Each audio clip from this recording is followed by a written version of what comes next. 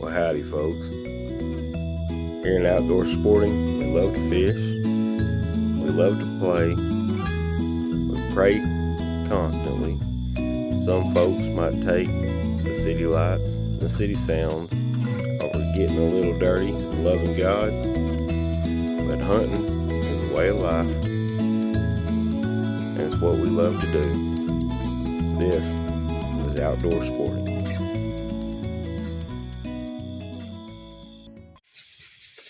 It's a lovely October night here in beautiful southeastern Oklahoma.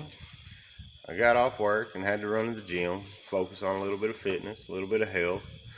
But I decided I'd put together a little archery shoot video for you guys. Let me know what you think. Comment, like, dislike, subscribe if you want to. But yeah, let me know what you think.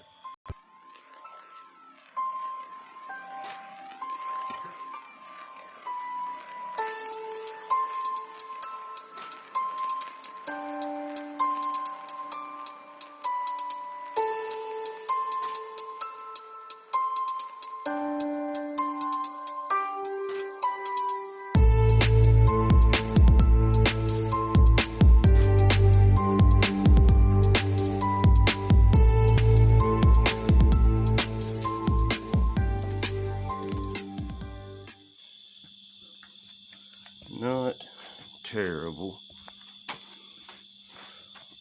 Not the best for the distance it was, but I'm not going to complain too much.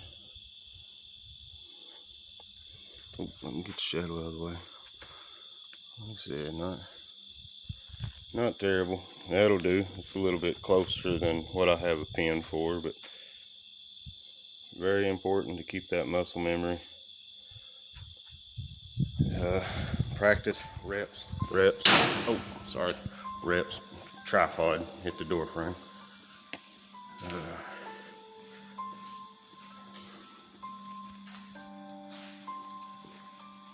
All right, y'all. I don't want to hear a bunch of trash talking about my gear up here. Went for a little ride earlier and didn't really feel like eating food to change up. Just get a few arrows down range. But I wanted to make a little video and let y'all know about how I feel. Also, I wanted to show y'all my draw cycle and let me know if there's anything that I can do different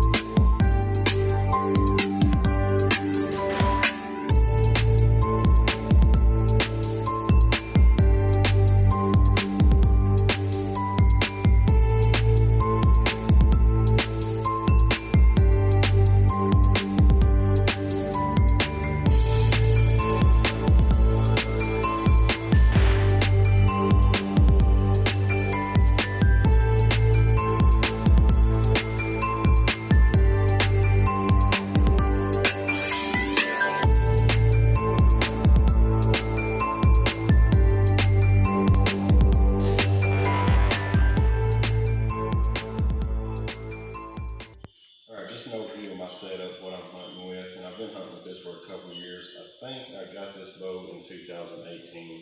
It was the first year that Matthews made the triax. Before I hunted with an Elite, Energy 32. Before that was a Matthews Legacy. Just had to go back to the Matthews. Just a quick overview. I do pull 29.5 inches on my draw length. This bow specs out. It's all the way down. I can draw it. I don't recommend anybody drawing, keeping the draw weight above something they can't pull back 15 or 20 times consistently. In the summertime, if you can pull it back 15 or 20 times, in the wintertime, whenever it's cold and everything, you shouldn't have a problem pulling it back once. And this bow, like I said, the limbs are all the way down. I think it pulls 72 pounds. Never chronoed it with my hunting setup. I shoot Maxima Reds, cut down by a pro shop. They perform really well. I don't have them out here with me right now, but I shoot Rage, the Chisel Tip Extreme 2, I believe is what they are. They're the ones that's red cased. They've performed wonderful for me. So real quick with the bow, it is a shorter bow and it shoots like a shorter bow.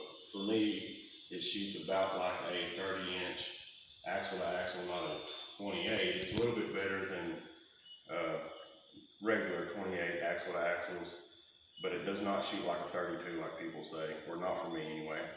Just real quick, show you what I've done. It doesn't really need it. These bows are extremely efficient, but I did go ahead and put some limb saver deadeners on it for it might quieten it down a little bit. It did not affect the shot. I didn't have to make any adjustments to my rest or sight. It may have just added more weight. People talk about how gaudy these things are and how awkward they are to carry. The weight isn't that much more than your standard flagship bows, but they do carry weird, especially if you run the setup. I've got a 6-arrow hood, Matthews hood with a quick detach that I run. My rest is a QAD Ultra Rest HDX. I really like these QAD rest. There's not a bunch of bounce back. They're extremely quiet. The only complaint that I do have, they are full containment.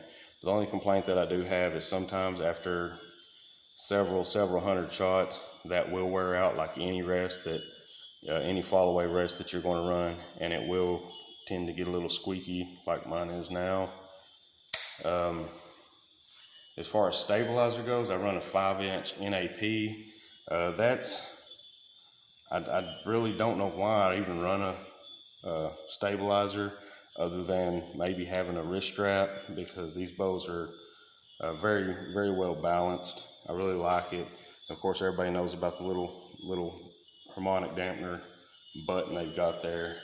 As far as the sight, I run an Apex Bear single pin.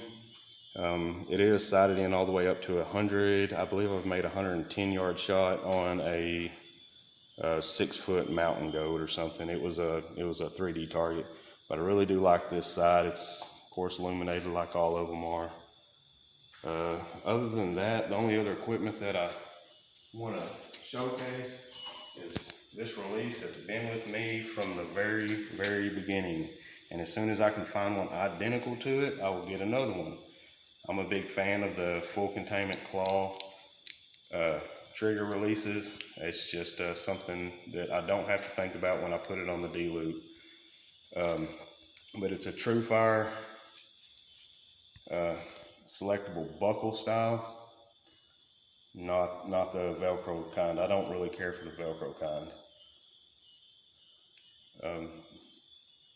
This does come with, I believe it came with it. I don't remember if I had to order it or if it came with it, but it does have a magnification lens, although it does not have a clarifying lens or whatever, an optical lens or whatever they call that back there. So things do get a little bit blurry out past 50 or 60 yards whenever you're 3D shooting. Always I have, and I imagine always I will, run a kisser button. I don't use the larger kisser buttons. For me, I just use a one of those little knocking clamps there. That works just fine. It rests in the corner of my mouth. That's anchor point number one. I've got an anchor point at the tip of my nose, and then I draw an anchor point with the crease of my thumb to the corner of my jaw, and that's my 3-point anchor point. But other than that, this has been a very, very good bow. I've shot many 3D little competitions with it. I really, really like it. If there's some better stuff out there, I know everything's kind of left up to preference, but let me know what y'all got and I'll look into it. Alright, I was going to give an overview on my wife's bow. You've seen her shooting it earlier. We picked up this bow.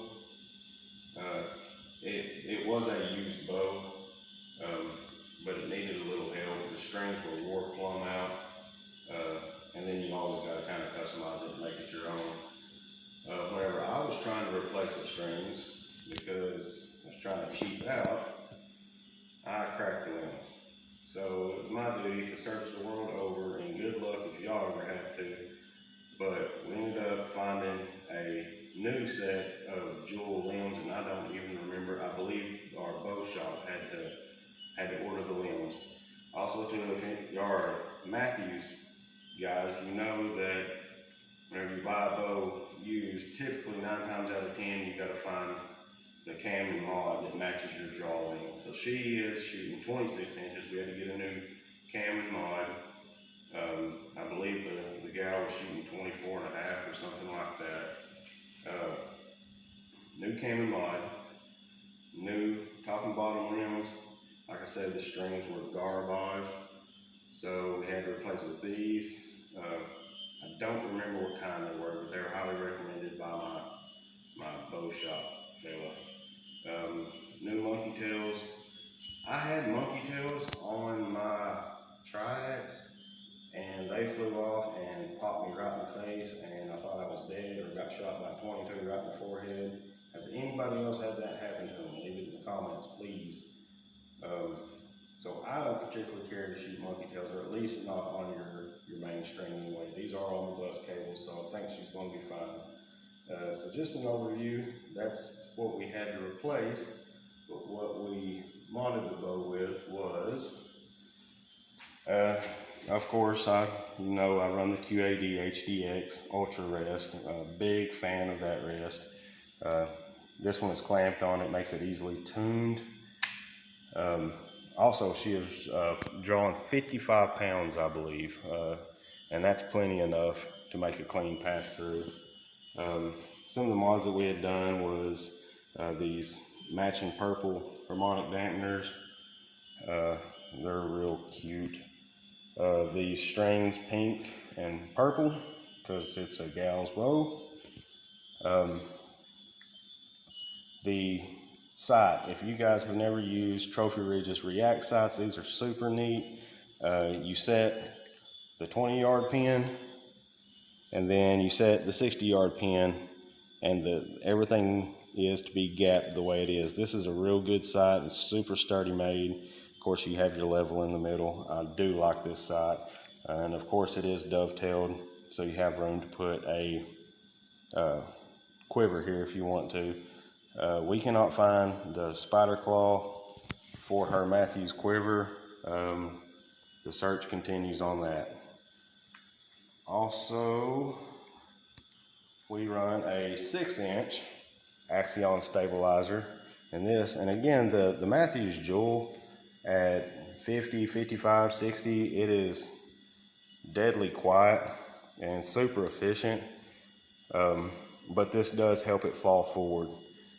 I really do like these Axion, but a 6-inch is more than enough for hunting. We're not taking a Jewel out to do 110-yard novelty hunts. She's done 3D shoots with this as well, and shot up to 55 yards accurate, 12 ringed a mule deer at 55 yards, I believe is what it was. Super efficient bow, very quiet. Y'all might hear in the video everything sounds extremely loud, but I am in my uninsulated shop, so That'll help explain a lot. But if you ever shot a jewel or a triax, you know the efficiency, you know how dead they are in the hand,